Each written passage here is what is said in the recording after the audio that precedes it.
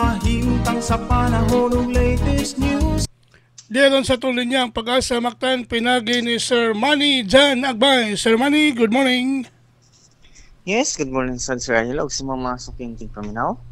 Mao ka na pinakalaan kalambuan sa itong panahon sa sunod nga 24 oras. Ganing alas 3 sa kadlawon ang low pressure area kansigpatan kini base sa ato ang available nga data nga naa sa vicinity sa Katbalogan City, Samar. Og sa pagkakaroon na kini gamayng tsansa nga mahimong bagyo.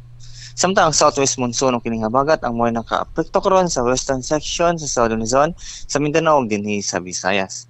Ug para sa itong forecast weather condition, ang tibok Metro Cebu, lakip na ang probinsya Sugbog na Bilingbayan sa tibok Visayas, karon hanto na ugma kay makasanato og madag-umon nga kalangitan nga may mga tsansa sa mga katag-katag ng mga pag-ulan ug mga panugdog kilat ug gumikan kini sa LPA.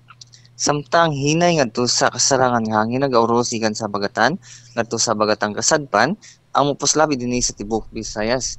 Dinambalod sa tong kadagatan, malinawon ngadto sa kasarangan ang pagbalod. Dinhi sa Subo tong dagat motaob karon alas 7:46 sa buntag ug munas kini alas 4:11 sa hapon. Temperatura karong adlaw para dinhi sa Metro Cebu magagikan sa 25 ngadto sa 29 degrees sentigrado. Atong haring adlaw silang karon alas 5:31 sa buntag, mosahop niya alas 6 sa hapon. Og mo lang ka natong latest weather update gikan diri sa Butan sa Pag-asa kini si Manager Nagbay may buntag. Salamat Sir Manny, may buntag des Pag-asa. Okay, good morning. Mo kato si Sir Manny Jan Agbay, ang atong weather specialist gikan sa Pag-asa Mactan. Action. Nga naghatod sa tong dagan sa kahimtang sa panahon kon weather update dinhi sa atong tulumanon mga pamukaw.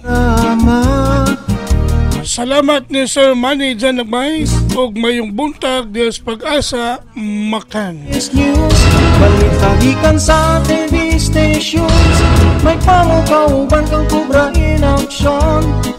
Panauta o paminaw, sayo sa kabuntado.